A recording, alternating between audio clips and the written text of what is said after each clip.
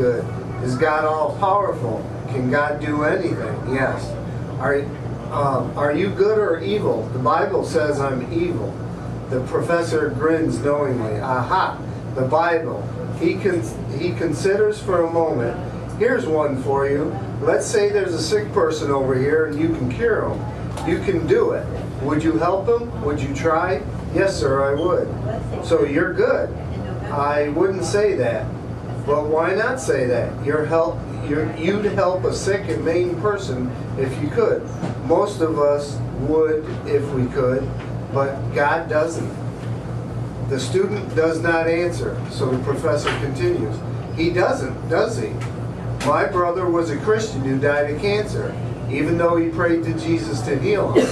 How is this Jesus good? Can you answer that one? The student remains silent. No, you can't, can you? The professor says. He takes a sip of water from the glass on his desk to give the student time to relax. Let's start again, young fella. Is God good? Yes, the student says. Is Satan good? The student doesn't hesitate on this one. No. Then where does Satan come from? The student falters. From God. That's right. God made Satan, didn't he? Tell me, son, is there evil in this world? Yes, sir. Evil's everywhere, isn't it? And God did make everything, correct? Yes. So who created the evil? The professor continued. If God created everything, then God created evil. Since evil exists, and according to the principle that our works define who we are, God is evil. Again, the student has no answer. Is there sickness, immorality, hatred, ugliness, all these terrible things? Do they exist in the world? The student squirms on his feet. Yes. So who created them? The student doesn't answer again, so the professor repeats his question. Who created them? Still no answer. Suddenly the lecturer breaks away to pace in front of the classroom. The class is mesmerized. Tell me, he continues on to another student. Do you believe in Jesus Christ, son? The student's voice betrays him and cracks. Yes, professor, I do. The old man stops pacing. Science says you have 5 senses to use to identify and observe the world around you. Have you seen Jesus? No, sir, I haven't seen him. Then tell me if you've ever heard your Jesus. No, sir, I haven't. Have you ever felt your Jesus, tasted your Jesus, or smelt your Jesus? Have you ever had any sensory perception of Jesus Christ or God for that matter? No, sir, I'm afraid I haven't. Yet you still believe in him? Yes. According to the rules of empirical, testable, demonstratable protocol, science says your God doesn't exist. What do you say to that, son? Nothing, the student replies. I only have my faith. Yes, faith, the professor repeats. And that is the problem science has with God. There is no evidence, only faith. The student stands quietly for a moment before asking a question of his own. Professor, is there such a thing as heat? Yes. Is there such a thing as cold? Yes, son, there's cold too. No, sir, there isn't. The professor turns to face the student, obviously interested. The room suddenly becomes very quiet. The student begins to explain. You can have lots of heat, even more heat, superheat, mega heat, unlimited heat, white heat, a little heat, or no heat, but we don't have anything called cold. We can hit down to 458 degrees below zero, which is no heat, but we can't go any further after that. There is no such thing as cold, otherwise we would be able to go colder than the lowest minus 458 degrees. Everybody or object is susceptible to study when it has or transmits energy, and heat is what makes a body or matter have or transmit energy. Absolute zero, minus 458 degrees Fahrenheit, is a total absence of heat. You see, sir, cold is only a word we use to describe the absence of heat. We cannot measure cold. Heat we can measure in thermal units because heat is energy. Cold is not the opposite of heat, sir, just the absence of it. Silence across the room, a pen drops somewhere in the room sounding like a hammer. What about darkness, Professor? Is there such a thing as darkness? Yes, the professor replies without hesitation. What is night if it isn't darkness? You're wrong again, sir. Darkness is not something. It is the absence of something. You can have low light, normal light, bright light, flashing light, but if you have no light constantly, you have nothing, and it's called darkness, isn't it? That's the meaning we use to define the word.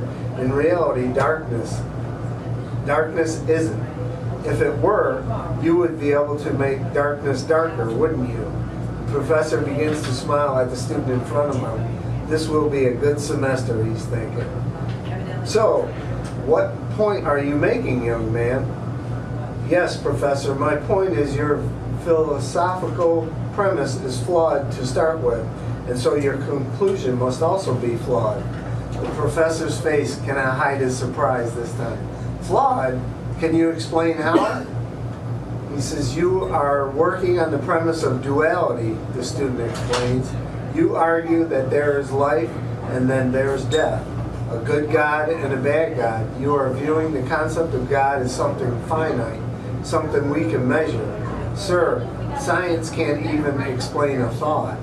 It uses electricity and magnetism, but has never been seen, much less fully understood. To view death as the opposite of life is to be ignorant of the fact that death cannot exist as a substantive thing. Death is not the opposite of life, just the absence of it. Now tell me, Professor, do you teach your students that they evolved from a monkey? He says, if you are referring to the natural evolutionary process, young man, yes, of course I do. Have you ever observed evolution with your own eyes, sir? The professor begins to shake his head, still smiling as he realizes where the argument is going. A very good semester indeed.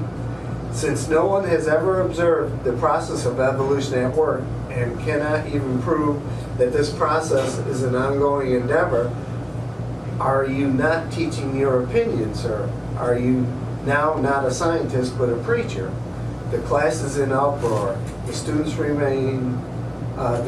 remains silent until the commotion has subsided. To continue the point you were making earlier to the other student, let me give you an example of what I mean. The student looks around the room. Is there anyone in class who has ever seen the professor's brain? The class naturally breaks out in laughter. Is there anyone here who has ever heard the professor's brain, felt his brain, touched or smelt his brain? No one appears to have done so. So according to the established rules of, I don't know what that word is, empirical, stable, and demonstrable protocol, science says that you have no brain with all due respect, sir. So if science says you have no brain, how can you trust your lectures, sir? Now the room is silent. The professor just stares at the student, his face unreadable. Finally, after what seems an eternity, the old man answers, I guess you'll have to take them on faith. Now you accept that there is faith, and in fact faith exists with life, the student continues. Now, sir, is there such a thing as evil? Now uncertain, the professor responds, of course there is. We see it every day. It's in the daily example of man's inhumanity to man. It's in the multitude of crime and violence everywhere in the world. These manifestations are nothing else but evil. To this, the student replied, evil does not exist, sir, or at least it does not exist unto itself. Evil is simply the absence of God. It is just like darkness and cold, a word that man has created to describe the absence of God. God did not create evil. Evil is the result of what happens when man does not have God's love present in his heart. It's like the cold that comes when there is no heat, or the darkness that comes when there is no light. The professor sat down. P.S. The student was Albert Einstein. Albert Einstein wrote a book entitled God versus Science in 1921. Cool. And in fact, made copies for everybody. That's why Einstein belongs at the table. That's why I said it. I see Einstein there. Einstein was a very, very spiritually awakened individual, even beyond the science. Thank you. Even beyond the science view that most of us see. You know, I see, and I've seen that. When I read some of Einstein's stuff, I said, he's got it. He's got it going on. Rumi, if you read Rumi, he's got it going on. You can just pick up on and you can see when somebody's there, they're there. You know? Yeah. Whether it's, you know, coming from that religious slant or coming from the scientific view, it's all one truth. Well, that was great. Thank you. Yeah. Ooh, look at that. Maybe we'll incorporate some of it into the play. Well, at least you got something there from Einstein. No, I was basically going to bring Einstein in and address the element of linear time, because Einstein was touching on that. Einstein was getting into quantum mechanics way back. And as we've talked in here many, many, many times, what I see is the only thing that gets in the way of us experientially experiencing God on any given moment is our belief in something that is contrary to being awake. Granted, the majority of the world lives in that little world. They live in the sleeping state, and they've adopted a collective belief that's directly related to all the physical form. Hard to break that. But the moment you believe in linear time, you're setting a barrier that you can't get out of. You can't get beyond. When you can wake up to this moment now, you can experience now. If you can't wake up to that, you can't experience now in its fullest. You'll experience a perceived reality, not reality. That's true now, that was true then, that will be true for all of eternity. That's the primary obstacle that we face. And then our beliefs, that's the extent of your experience. So this is why if someone believes in a religion and they've accepted a premise, which is what Einstein was trying to talk about here, if you believe in cold, to you that is your reality. Dualistic view. You believe in good and evil, that's your reality of experience. No one and nothing is going to convince you otherwise if you believe it. The universe will supply you experience after experience to validate even your erroneous beliefs. The Bible says God will give them delusions to believe even their own lies. That's a good one for the play, because that's very important. Yeah? Write it down. Write it down. Put it in there. Yeah. Okay, delusions to believe your own lies. In there. Does that explain why everybody thinks they're right? Everybody, Right. well, I've seen this, I know with my own eyes, I've experienced this, I know I'm right. You know? And why do you think you know you're right? Because you keep getting validated. It's got to be right. There you go. As you believe, so shall it be. Yeah. Yeah, no, what I see, this play can be very, very insightful to a lot of people. The people who attend, if it's done this way, they're going to walk out of there with at least something to think about that they didn't walk in with. Right, and that's the main thing of what entertainment's supposed to do to begin with. Yeah. You know, is to make you start questioning things. That's Are you all. going to get any further into quantum physics, present day science that matches up with stuff, or just with the Einstein part? I think just touch on it. Because it's too deep to really dwell. If you start getting too much into it, we could get lost and going on. Yeah, and that could go on and on and on. That's a whole play. That's a whole play in itself. But I'm thinking, just touch it.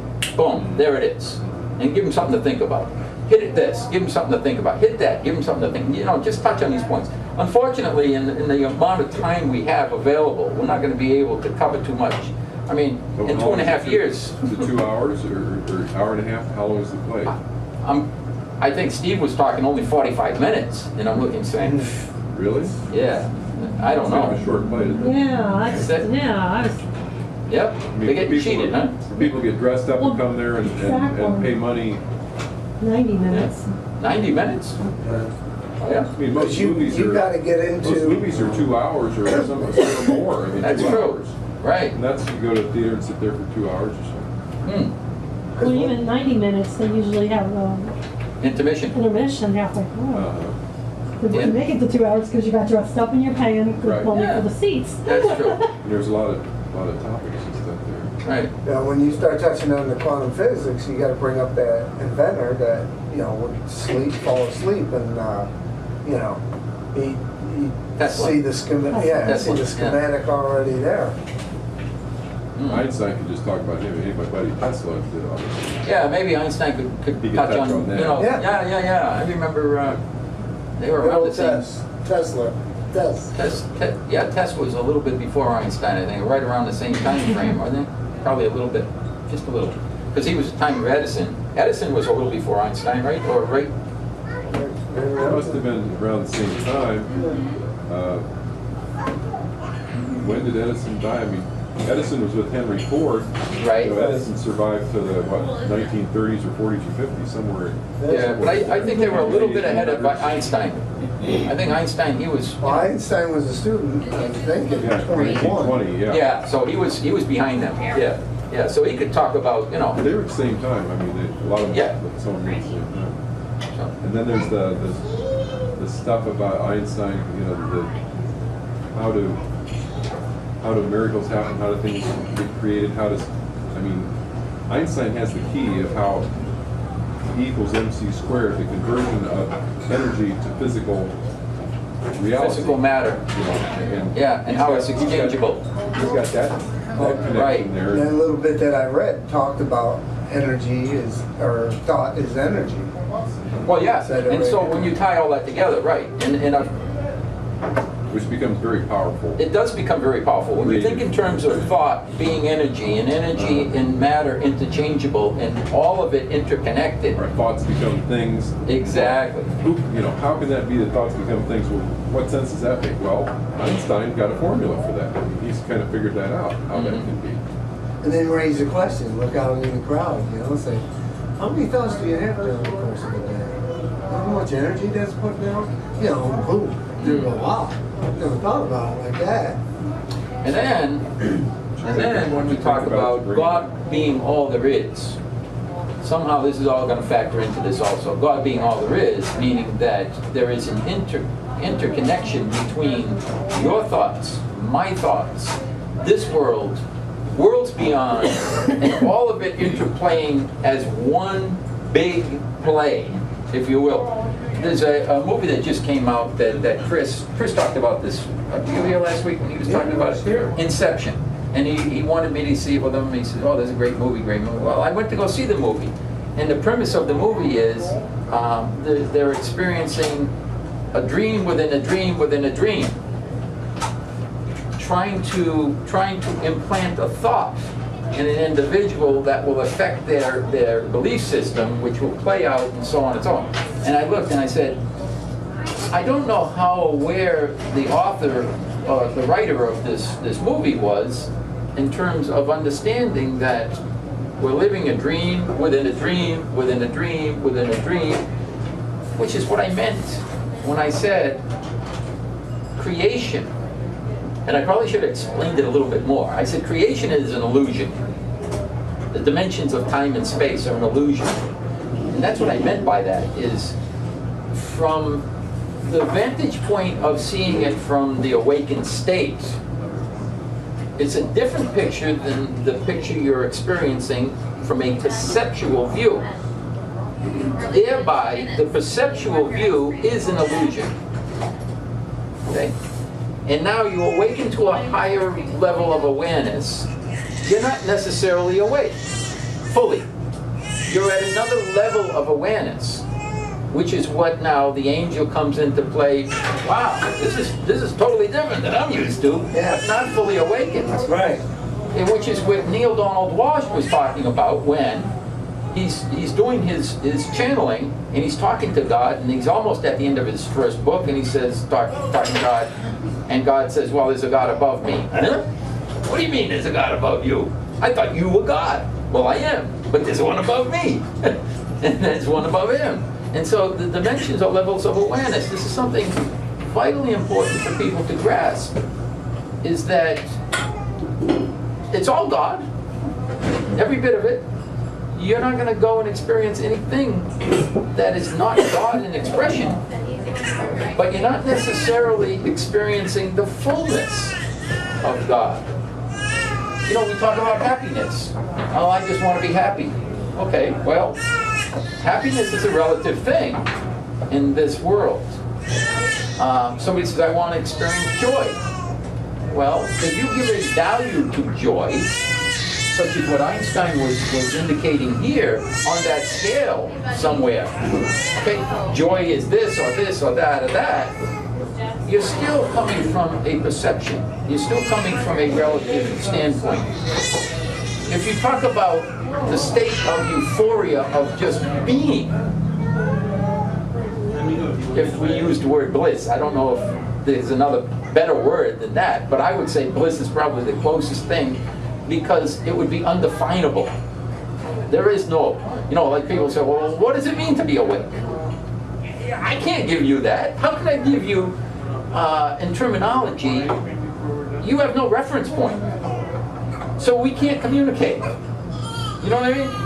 If I'm sitting down with someone and we've had the identical experience, and I've said this many times, if Jesus wants to sit in his chair, we can talk about this. But until you get there, until you have that experience for yourself, you have no point of reference that we can use. How can we convey? How can we communicate it? It can't be done.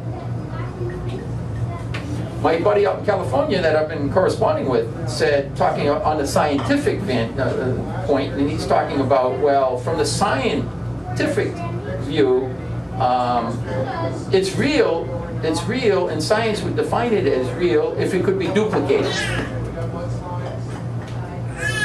And I would say this, if you put in to your experience the vibration of unconditional love, i.e., non-judgment,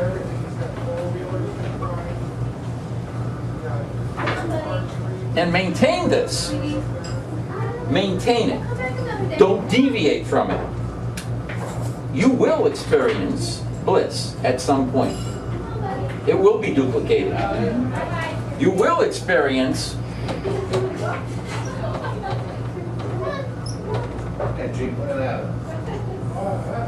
at 1 minute. You'll experience the atonement. It will happen. It's inevitable. It has to happen. But you got to be the one to do this. Somebody said, well, tell me about it. Show me it. I can't show. No one can show that to you. But you can have it. You can do it. It's doable. It's what Christ came to teach. It's what Buddha taught. It's what every spiritual master taught. The exact same thing. Non-judgment. Jesus gave a formula. Talking about Einstein having a formula, Jesus gave the formula. Judge no one and nothing. Didn't he say that? I didn't make that up. I didn't put words in his mouth. That's what he said. Judge no one and nothing. Tall order, isn't it? In order to do that, you can't have an attachment to little Johnny. You can't. It's impossible, because the moment you have an attachment to little Johnny, you now have given a value to one piece that throws everything out of balance here. Nothing is now completely 100% equal anymore. This is what the forsaking was about. You have to forsake everything and everyone, including yourself, including this position, including the value you put on even that body in this moment. Tall order. But there's a formula. That's the formula. Take this to heart. Do it. And it's inevitable. You'll experience that. As soon as you put the value on Johnny, Right. your bliss goes, because Gone. it's And whatever joy you're experiencing in that love, in that moment, is temporary and tenuous. right. Because You're going to die at some point. Johnny's going to be gone somewhere. That relationship cannot last. It's not a permanent condition. Well, your Right. bliss leaves because now, well, shit, I gotta protect her now. Yeah. So there goes the bliss, your It's time gone. for bliss is just left. And Johnny is not living up to my expectations. No, it's interesting. Well, yeah, that The too. week That too. Yeah. The week that we were on vacation, cell phones didn't work. We were out of network the entire time. In 1,100 miles, we didn't play the radio, So, which was wild. Did not do that. Great experience. It was just, yeah, it was insane. The only television was when I was, getting ready to go somewhere, and Right. you couldn't sit there without TV. well, you got the ESPN up there. Yeah, but Yeah. I mean, it was so minimal. Right. And the weird thing is, when I came home, I was on an absolute high Yes. that lasted 1 week. Yeah. I know the moment it left. Okay, I got mad at the woman at Mason's Bakery. And I felt that suck right out of me. Just when you thought you were out. But I was for 1 week. It was the wildest, awesomest high. Yeah. And yeah, and I mean, I was back working and, life was going on as usual. But it was all, I don't know, it was a weird feeling. And I did. I felt when I got mad at somebody, you dealt with things throughout the week while you're back with that particular moment. She couldn't answer any of my questions. I was trying to get some information for a cake. And, I felt myself get exasperated. And I thought, dumb clock, can't you do better than this? And out it went. And I literally felt it leaving. Yeah. But, so, yeah, I mean, I realized I wasn't No, but but it was still a higher level than I functioned. on you a were regular there. basis. You were there momentarily. This is what Paul talked about, dying on a daily basis. In and out, in and out, in and out. Awake, asleep, awake, asleep. The more you practice what you just described. Yeah, he has a vacation every month. I remember when I went to Europe, I had a Eurail pass and I was by myself and I couldn't speak the languages, and I go into local restaurants where they couldn't speak English. You want to talk about being in the world but not of the world. I couldn't talk to anyone if I wanted to in some places. I was an alien. But it's an eye-opening experience. Because you're witness to the world, but you're not able to really get caught up in it. I had no watch, I had no agenda, I had no time to be. If I'm hungry, I eat. If I'm tired, it's time to sleep. I had no place to go that I had to be. Oh, the train's leaving to Munich. I get on. Okay, I'll go to Munich. Who cares? Doesn't matter. For the first time in my life, I was totally free to just be wherever I want to be and do whatever I want to do. I had just come from, I had a floor covering business that I used to work 6 days and 2 nights, and I worked that for years, and I was always 5 minutes behind, always rush. It took me weeks, literally weeks, to get over the feeling guilty that I wasn't going off to work. Oh, I can't be doing this. I gotta be working. Because my whole life has been, you gotta work. Wow, I didn't have to work. Wait a minute. So our beliefs really create these experiences for us. And they create that anxiety and that stress. And so the moment you have one of those beliefs, you've set energy into motion. And you don't realize that a lawsuit may come around because of the energy you've set into motion, because of the attachment to a form you're holding. You're not necessarily clear on what you set out there, but it's originating with us. It does. And as we go in increments and awaken through taking a vacation and having that, you come to a realization. Wow, I was so blinded, I didn't even know that I was blinded. Somebody one time years ago said to me, you know that you're awake when you know that you're awake, that you know you're awake. It's degrees of separation in looking. As you pull away from where you thought you were, and you observe who you thought you were, and then you observe who you thought you were, and this is where that dream within a dream within a dream comes into play. It's almost like peeling that onion, layer by layer. You mentioned a movie earlier also out there is Eat, Pray, Love. It's a little simpler story, but it's about a woman who was a a writer in New York City and got fed up with all that stuff, and the relationship wasn't that good. And so she took a year journey to kind of find herself, spiritual searching, and so she went to Italy just to relax and enjoy the food and just be and enjoy things, and then she went to India to an ashram for a couple of months, meditation, things like that, and then to Bali to enjoy things. And so all this was, her questions and learning, and so it's a good, simple sort of story of human looking for answers. And, it was a good movie. Julia Roberts was in it. It was a good book too. Wow, 8 o'clock. Is it still out there, the movie? Yeah, it's out there now. Yeah. What's the title? Eat, Pray, Love. Oh, okay. Eat, Pray, Love. Yeah. But That's what I heard. in India to pray and Bali for love. I just watched a movie last night that I got from Netflix, which was fairly interesting. It was called Next. Did you ever hear Next with Nicolas Cage? And apparently Nicolas Cage can see 2 minutes, only 2 minutes into the future. And he's doing an act in Vegas, stage act. And somehow some terrorists are going to bring in this nuclear bomb and detonate it in America, and the FBI finds out that Nicolas Cage has this ability that he can see 2 minutes into the future, or he can see into the future, and so they want to grab him to help find out where this bomb's going to be detonated and so on. And interesting story. Little twist here and there. But there was one thing towards the end of the movie when he said, the funny thing about looking at the future, now again, this is from a physicist standpoint, ties right in with the quantum view. He said that one thing about looking at the future is when you look at the future, you alter the future.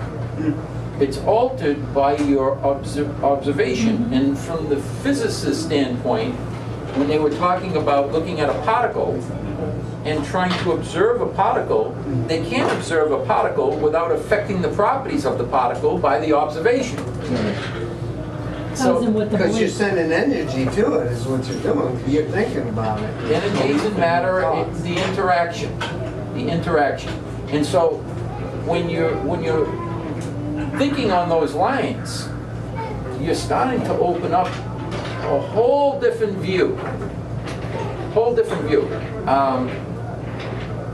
When you take it to the quantum level and you start recognizing that every potentiality exists to be played out, you start opening doors also. I mean, it's a little deep for the person off the street that hasn't had any kind of background. But for you, it's you understand these mysteries. For them, it's now when you start looking at this way, you start to recognize that you can be with the moment. You can be with the moment. And Rumi said, the eye goes blind when it only wants to see why.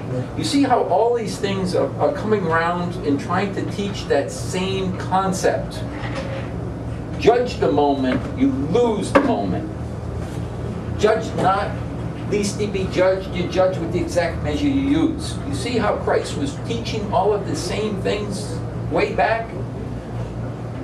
When you start linking all this together, you can actually move towards incorporating it into your state of being.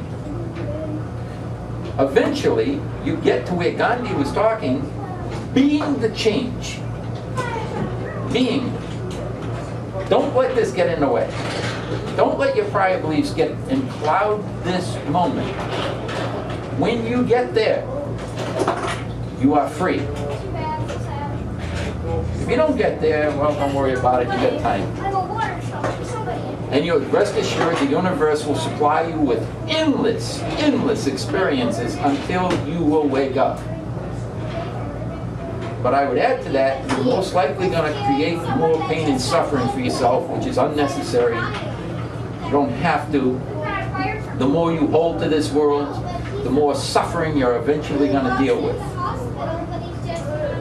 Everything that you think is pleasurable in this world will eventually lead you to suffering, as Buddha would say. Because it's temporary and tenuous. If it's temporary and tenuous, you're gonna feel it at some point. You're gonna feel a loss. Every attachment eventually leads to pain. Yes, every attachment eventually has to lead to pain. It's inevitable.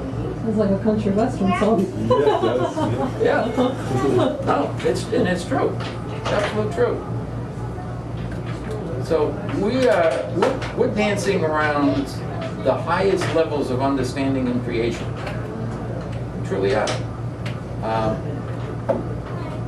I somehow feel as though, well, I don't feel as though, I know. I've been given a mandate of presenting this. For those who are ready, they'll get it. For those who are not, See, and you always thought it was in the form of a book. Now it may be in the form of this play. well, I say the form of the book lends itself to, to people going over it and rereading it and rereading it and getting it. And my first book, I remember bumping into somebody a few years after I wrote it, and the guy says, "Oh, I've been teaching out of your book." Oh, isn't that interesting? I would have loved to have sat in one of his classes.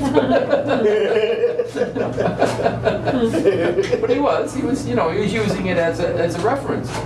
There was a metaphysical church up in Tampa, and I remember her saying, "Oh, I quote from your book all the time. I take stuff out of there and use it." And so once it's there, and it can be used. It can be used. And the play, yeah, that's another way of presenting, and who knows how? I have no idea. But all these little seeds, it's great. It's great. Anyway, do we have any time to pick up where we left off? We can, or we can wait for Chris. Well, we could wait or do whatever you feel. Chris was going to be here. He showed up here last night. As a matter of fact, that was one of the reasons why I decided to incorporate this in. Chris was here last night. We started talking. I started talking about the play, and one thing led to another, and I talked about if all of the masters sat at the table, they would be in agreement.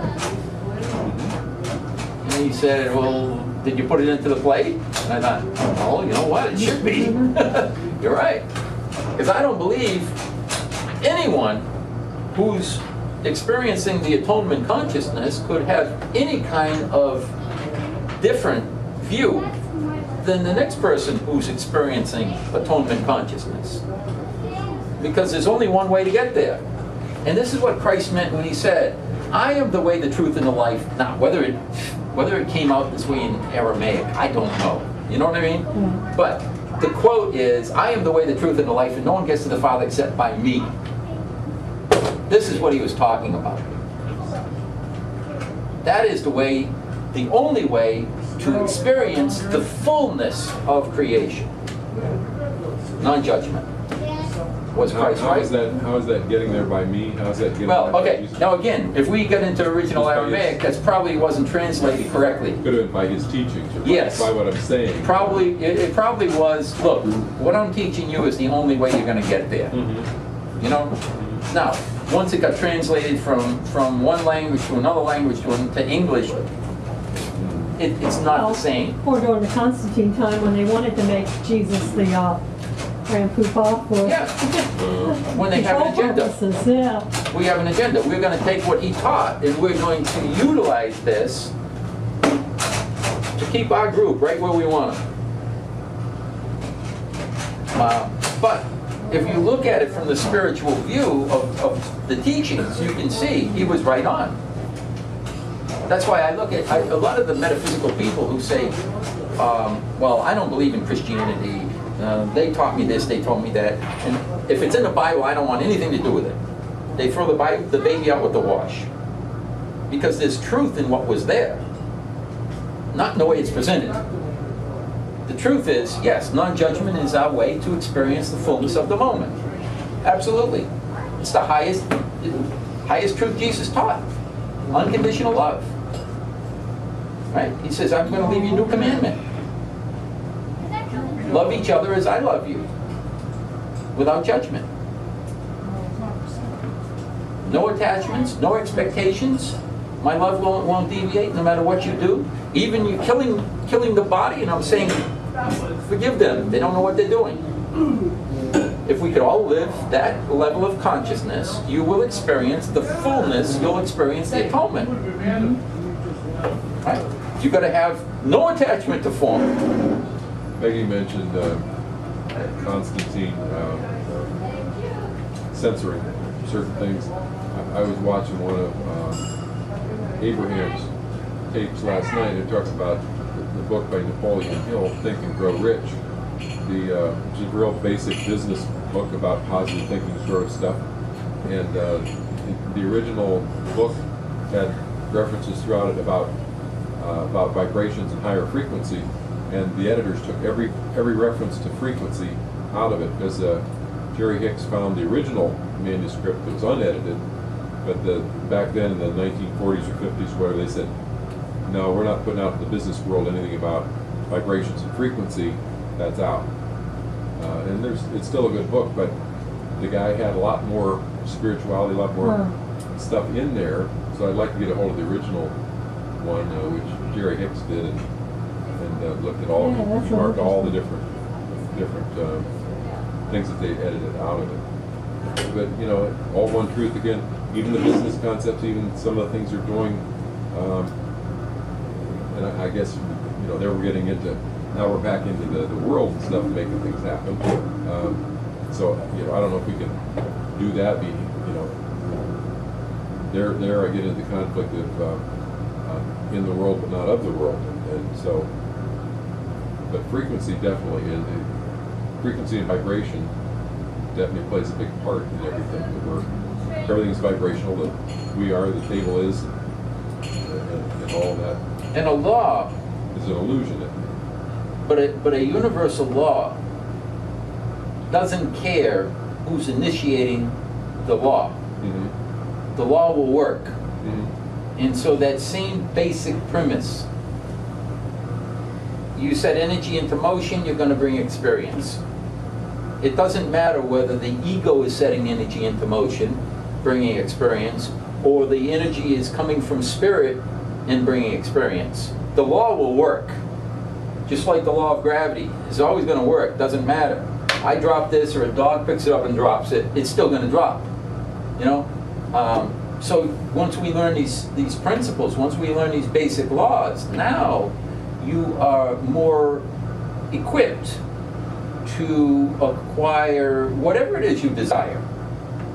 I said this way back, that anyone who showed up here on Tuesday nights, if they had heard us going through Prophet or Madman and heard all the stuff over and over again, even if they have a strong attachment to this world and say, I don't want any of that shit, I want to stay here, they will be in a far superior position to manipulate and get more of what they want than before they came. Because knowledge is power. The more knowledgeable you become, the more powerful creator you are. Utilizing the law of attraction, doesn't matter whether you're awake or asleep, it's going to work. What people forget is the spiritual side of ourselves, and there's an ego personality. And these two are at odds with each other. And all of us. From the religious standpoint, we got Satan and we got an angel on the other side, and they're doing battle. Well, I would say our egos are doing battle with our spirit 24/7. The ego wants to make this our home, and it won't let go. And it's keeping you afraid to make any move. You got to worry about your future. You got to worry about your retirement. You got to worry about your kids' safety. You got to worry about this. You got to have insurance for that. You got on and on and on. And from the human perspective, there's some truth to it.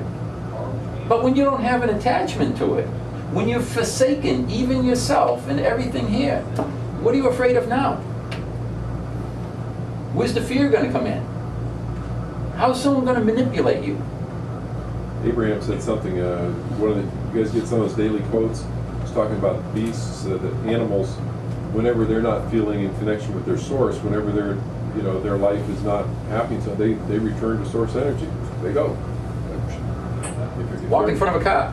That's it. You know, whether the beached whales, this, Yeah. that, if they're suffering, if they're not in alignment with, not in harmony with all that is, then they leave this form and they return to source But that's energy. interesting because everything I've ever learned, regardless of the religion, is down on suicide.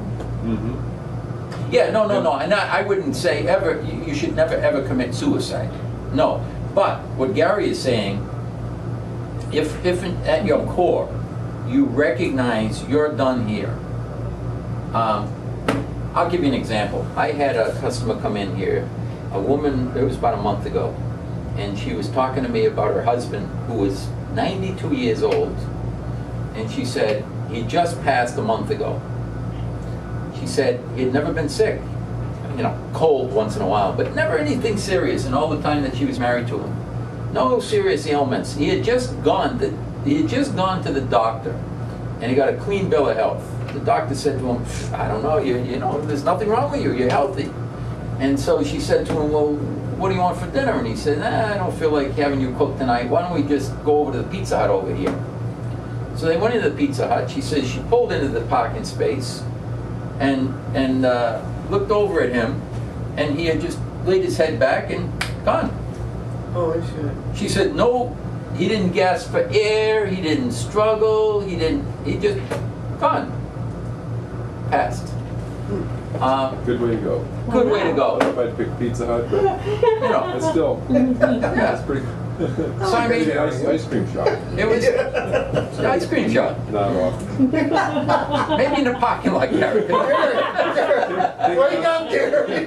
Get your ice cream first to go in the parking lot. We're closing early today. You got that body in the back. But yeah, the idea is this: you don't have to commit suicide. At that moment, you would have a peaceful transition. Right. If the ego is thinking, I want to get the hell out of here, that's different than recognizing it's time to pass. Mm-hmm. We're talking about, you know, the two different states here. Ego's going to say, committing suicide is ego's trying to escape.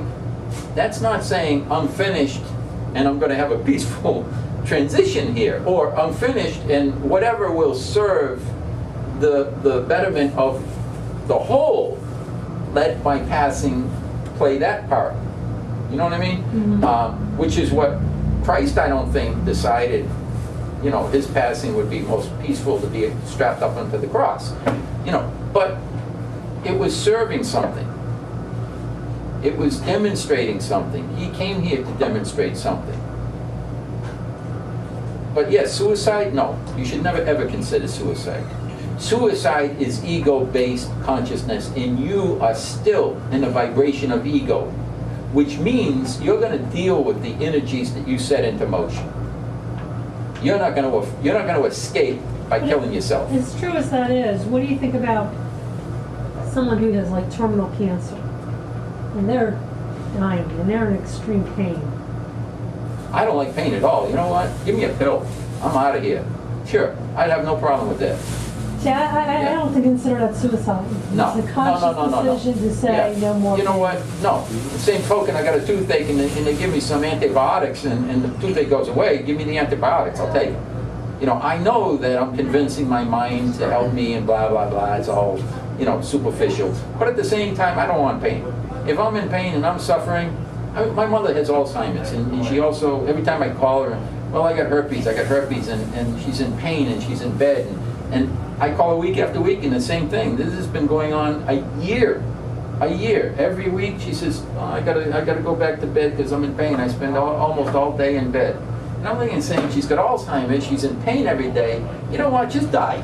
You know, please, don't lingering and suffering and lingering and suffering. I don't believe in that. I believe in, what was it, Kevorkian. You know what? Help her get the hell out of here. No, I don't consider that suicide. I consider that, relieving somebody of their trauma, go. You know what I mean? That's different than trying to escape. It's part of freedom, and anybody, Yeah. we can do whatever we want to do, and Sure. and we can't judge it as being good or bad. Right. So it's like, I don't believe our government Yeah, but- or any government should be in a position to say you can't do that. From the various teachings I've been through, yeah. if you choose to, and I'm in financial debt, and I can't get out, and I'm going to lose the gorgeous house and live in hot, in my car, so I'm jumping off the bridge. That's suicide. But when you're at the end of your life anyway, and you're just lingering in miserable pain, that's to me not suicide. Well, I don't disagree with you, and yet who can judge whether that's right or wrong? There is no right or wrong. Yeah. It's like, Yeah. it is what it is, and accept it. Exactly. Yeah. Hi. Hello, good evening. How you doing? Excellent, thanks. How are you? Good. You can join us, or if you went to use the restroom, other people. No, I'm just. Oh, okay. I'm just listening. Yeah, no, are you familiar with the Course in Miracles? No. No. Oh, okay. 'Cause No, but I was reading the new book, The Power, The Secret Power, okay. and that was good. Hmm. And I like that stuff, Yeah. So I haven't read these books yet, but All right. Kind of what we were talking about. yeah, stuff it's like pretty that. cool. It's really unbelievable. Hmm. It's helped me unbelievably in my business and everything. Hmm. Yeah, our beliefs that we held on to get in the way of a lot of things. And that's kind of what we were just talking about. Everything has to do with the belief. And No. here we try to tie all of it together from the... Do you guys have conversations all the time? Tuesday night, every Tuesday night. Tuesday night. Every Tuesday night? I didn't know that. Okay. Yeah, we've been focusing on the Course in Miracles, the section for the teachers, which is kind of... Wow, where is that book? Where can I get that book? Like, Barnes and Noble. I think our book's million. Course in Miracles? Course in Miracles, yeah, it was a channeled piece, and the woman who channeled was channeling Jesus Christ, Uh-huh. and it's based on the premise of unconditional love. I love that, and it's all about love. That's it. There you go. And this book, Attraction and love. It's That's the it. same thing, That kind book. of. Lack of love or love. That's it. There you go. There's nothing else. You got it. I'm gonna get that. What is the name of it again? The Course in Miracles. Course in Miracles. let You me can buy a book let right me now. warn you, miss, let me warn you, that's one of the heaviest Yeah. books of hard reading you'll do, which is, it's good to get, but My Bruce husband doesn't like this stuff. Bruce's- so he There's a book right outside. he likes it, but you know what I mean. Bruce's books are easier to read and more understandable. But you're right there. Yep, Thank thank you. you. You're welcome. Thank you. Yeah, I'm gonna get the book. I'm gonna get that. Like, going back to religions, I mean, everyone's flipping out now about this mosque that they want to build at near Ground Zero Yeah. in New York. Right. And everybody's Islamophobic ever since September 11th. And this one writer in Newsweek wrote a column about it all, and he included in there how Eisenhower, they had just built a mosque in Washington, D.C., and he went there, him and his wife, and they took their shoes off and the whole bit, and made a big thing about that, and he tried to do what the customs were for the Islamic people, and said that they were very welcome in this country because this country was built on religious freedoms and that, And now, since 9/11, the thing is, it was a small group of people that did this, but now everyone's, trying to blame all the Islamic people. And so they're really flipping out about this whole thing. And then this guy brought up how, the Catholic religion did their things, in the 1200s or whatever it was. Crusades. And did their crusades and conversions and stuff. We were just in New Mexico where the Aztecs had to change their religion or they got killed. So, I mean, there was a lot of done by force, and they said as of yet, they haven't heard anybody that's trying to force people to change to Islam, but because they happen to be Islamic that did the terrorist attacks, that, the whole faith is being condemned by, at least by, a lot of people on the fringes.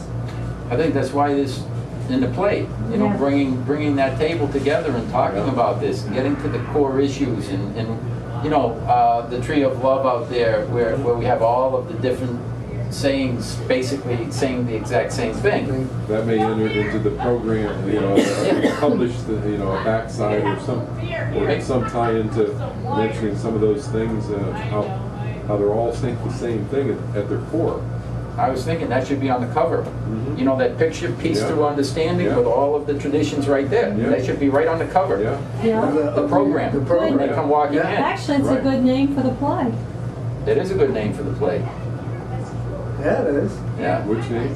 Peace Through Peace through Understanding. understanding. My, And bringing in all the masters to talk Yeah. about it all. I think that would be good. Steve out in California seems, because he's a PR guy, and he seems to like the title, "The Ice Cream Man Cometh," because there was a play, "The Iceman Cometh," that was one of the biggest draws on Broadway for years and years and years, and he's kind of like a play on the.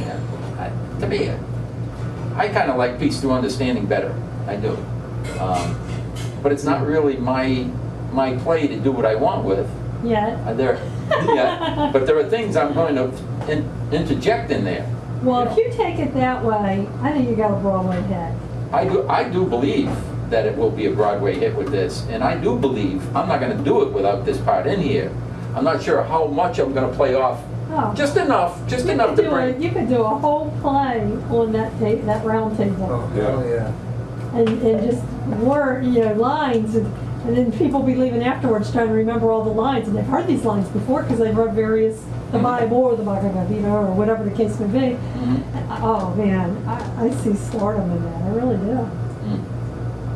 Yeah. Which I will add, if this is my area where I'm good at, if before you send it over there, you want, email it to me, and I'm happy to do a quick edit for you. That's what I did for Alan. That is my area. Oh yeah. Okay. So if you want to, you got my email address. Just send it to me, and I'll make it a priority because I know the speed you need to do that. Yeah, this is only going to take place in October 13. I'm looking, saying, well, I don't know how get people don't together either. and do all that, but yeah, whatever. It'll work itself out somehow or another. No, because that's good stuff there. Yeah, this actually I just wrote tonight before you walked in. The last hour it actually took me an hour to put this together. And it would take me quite a while to actually write a script because Right. I'm not. Well, you have to first of all know your goal, what you want to accomplish, and Yeah. then finding the pieces to go in there to First make is the that concept, happen. and I think you've got a good concept. You got Right. awesome Yeah. concept. Now there's endless ways Right. you can expand that. Right. Because, there's so much information on all those people, all those topics. And all I really want to touch on is some of the biggest misunderstandings. Right. I want to touch on the fact that Jesus is not the only begotten Son. I want to touch on the fact that Muslims were not meant to go out and kill anybody, and that it was basically a peaceful belief system, and it was meant to bring peace to the world rather than, Well, I think everybody conflict. sees Jesus and Buddha as spiritual. I don't know that everybody would see Einstein. I like him at that table because it's representing spiritualism doesn't necessarily come in the form of. I mean, the ice cream man could be at the table actually. Right. Oh yeah. Because it's so funny because when you talk about Because that's what that's what Jesus did when he came, right? He had to act like a man Sure. in order to get Oh, the yeah. following. or to anybody today, there's nobody today that God speaks to. He speaks to all of us. Well, maybe I should be sitting at the table and maybe I should be the one asking Jesus, "Hey Jesus, tell me, what the hell ever happened? Why did they ever get this from you? Why'd you tell them this?" "Well, no, I didn't tell them that, I meant this." Well, Buddha, what did you mean by, you gotta lose your attachment to everything in the world? What do you really mean?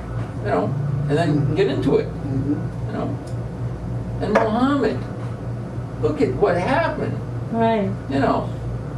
Did you really want this? Hell no! You know, I wanted to bring peace to the world. I was just trying to tell them I understood what Jesus over here was saying. You I know. was thinking at the arcade theater, Couldn't even which is fly where I airplanes see a back play then. like this happening. You limit how many people you have in it. You know, they anywhere from, I've seen on the smallest 2 people on up to 7 people. Yeah. That's pretty much because they're Yeah. traveling. Right. So if this were to become a traveling thing, you had to keep it. Well, this is one of the things that Steve was telling me. He says, you know, we do this. At the beginning, he says, if we do this and it becomes a hit, then other people are going to want to duplicate it other Right. places and do the same play. Right. You know, they'll play it all over the place. I can see that in every Unitarian church across the country. Yeah. Yeah, it's possible. I don't see it in all the Catholic churches. Yeah, probably not. Probably, I don't think the Catholics would probably bite it. I don't know, but who knows? Maybe we'll change the whole religion. People are questioning all the time now, so. See you guys. Namaste. Thanks, Gary. Bye, Gary. We're going to pick up next week right where we left off in terminology. I don't think any of us mind. It was a nice. No, that was cool. Yeah, it was different. Yeah. Yeah, it went just fine. But no, I'm serious. If you want help with editing, I'm more than happy. Because you've got something good there. Yeah. I feel it. You know, I do. I'll use the restroom. So I just got to get busy writing some more script. Yeah. Yeah.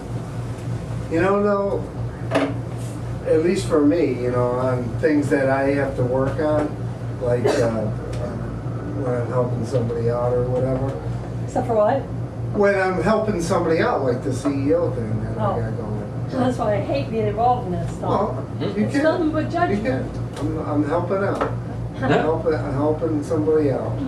But it seems like when I know I got 2 or 3 weeks, I'm like, oh, okay, I got time. Mm. But then when it comes right down to it, and it's like, man, you only got a week left. You got to cramp. That's when I come up with my best stuff, though. Yeah. I don't know. It's always worked that way with me, even when I was in high school. Mhm. I don't know if I respond better to that type of pressure or what, but I always seem to be able to come through it when there isn't much time left. I don't know what it is about that, but it does. And it gives me some of my best thoughts too. I don't know if it makes me, you know, hone in that much tighter into the target or what it is.